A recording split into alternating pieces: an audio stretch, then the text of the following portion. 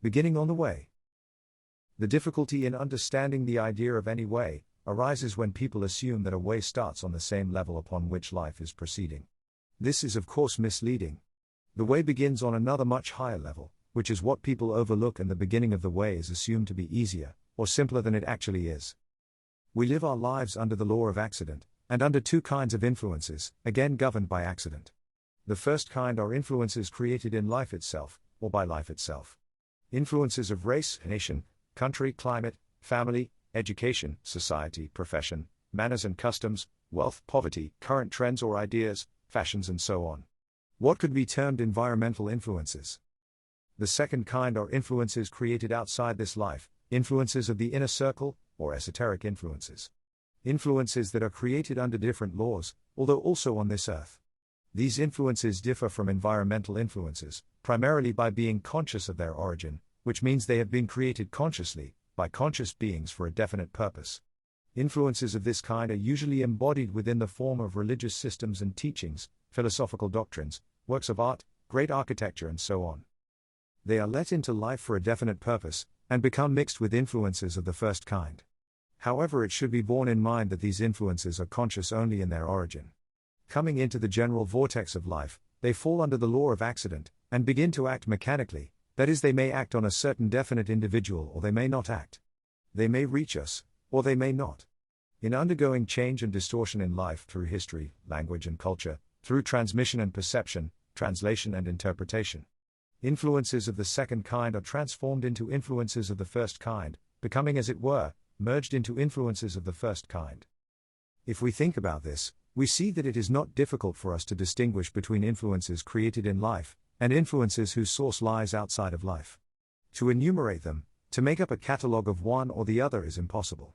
However, what is necessary, is to understand, and the whole thing depends upon our understanding. The beginning of the way has been spoken of, and it depends upon this understanding, or upon the capacity to discriminate between two kinds of influences. Their distribution is of course unequal. One receives more influences whose source lie outside of life, another less, a third is almost isolated from them. This, however, cannot be helped, and is already defined through fate. Speaking in general and taking normal life under normal circumstances, a normal person, if there be such a thing, then conditions are more or less the same for everybody.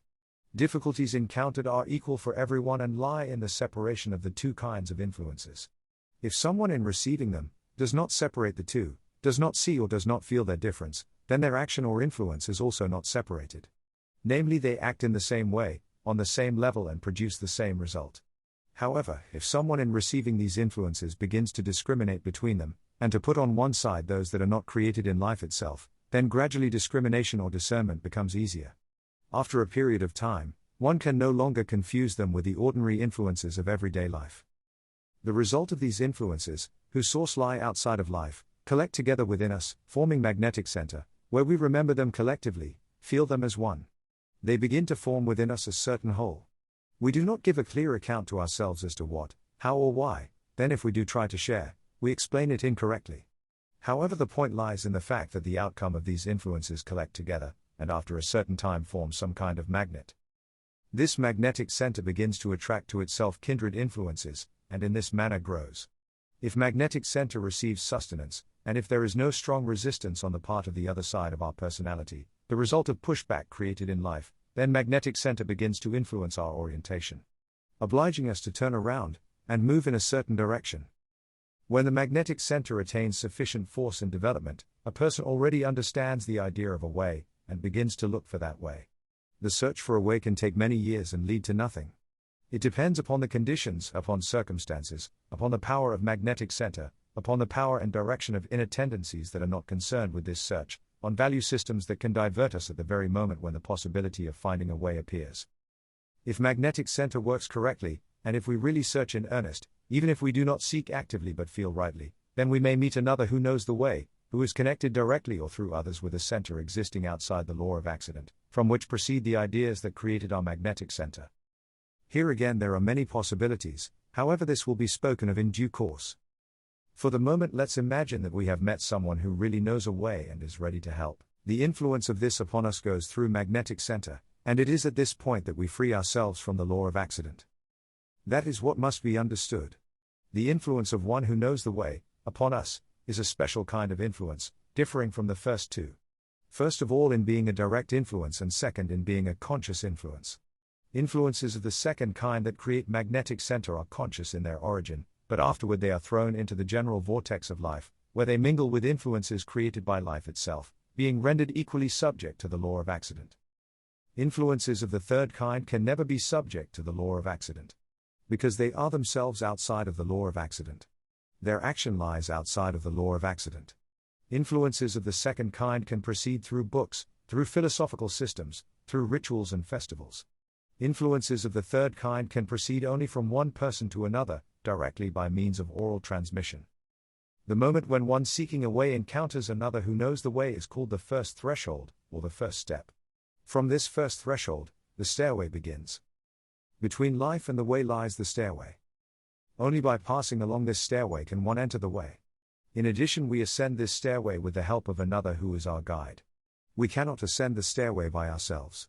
The way begins only when the stairway ends, that is after the last threshold of the stairway, a landing much higher than the ordinary level of life. It is therefore impossible to answer the question, from what does the way start? The way starts with something that is not in life at all, and it is therefore impossible to say from what.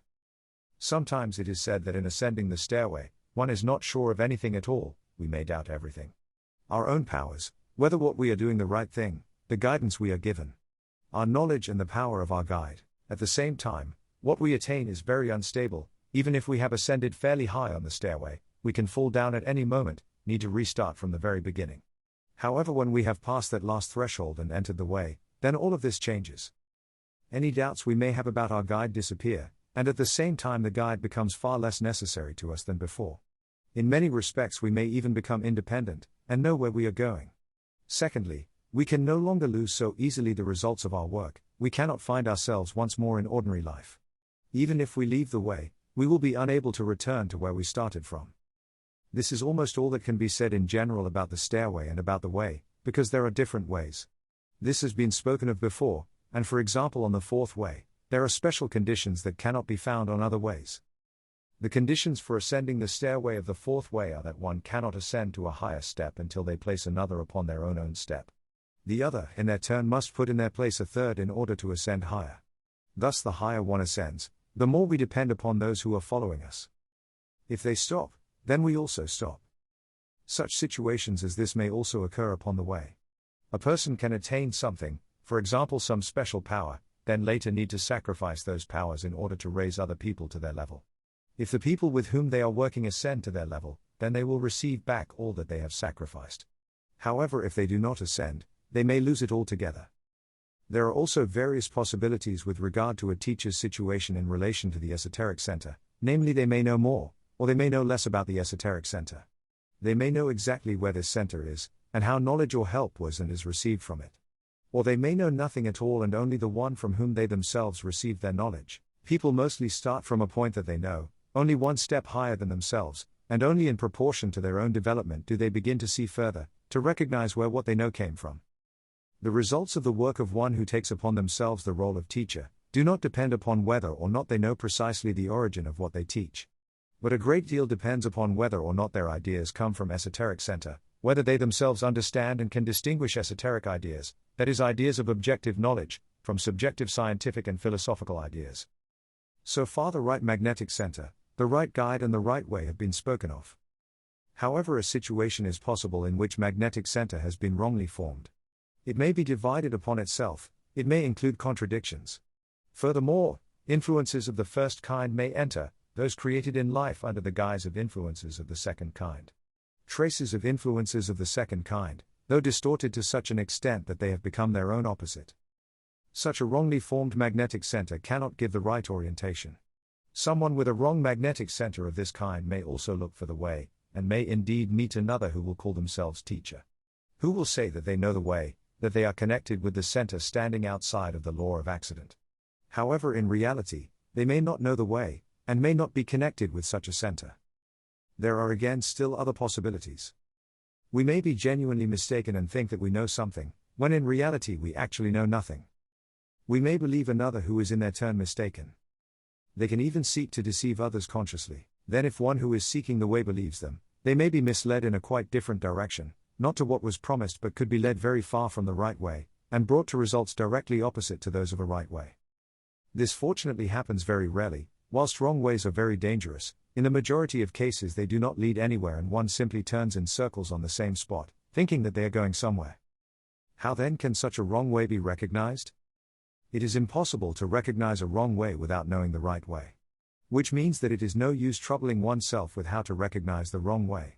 We must think rather of how to find the correct way, which is what is being alluded to throughout these commentaries. It cannot be said in a handful of words, however, from what has been stated, it should be possible to draw useful conclusions, if we remember everything that has been shared and everything that follows from it. We should see, for example, that a teacher always corresponds to the level of their pupil. The higher the pupil, the higher can be the teacher. However, a pupil on a level that is not particularly high cannot count on finding a teacher of a very high level. The pupil can never actually see the level of a teacher, which is a law. No one can see higher than their own level. However, people do not grasp this, and on the contrary, the lower they are themselves, the higher the teacher they demand. The right understanding of this point is already considerable knowledge, however it seldom occurs. Often an individual is not worth a brass farthing, but must have as teacher none other than Jesus Christ himself. To less they will not agree.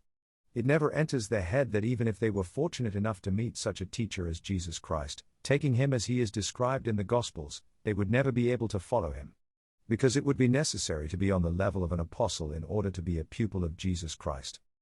Here is another definite law illustrated. The higher the teacher, the more difficult it is for the pupil. If the difference in the levels of the teacher and pupil go beyond a certain limit, then the difficulties in the path of the pupil become insuperable. It is precisely with regard to this law that there occurs one of the fundamental rules of the fourth way. On the fourth way there is not one teacher.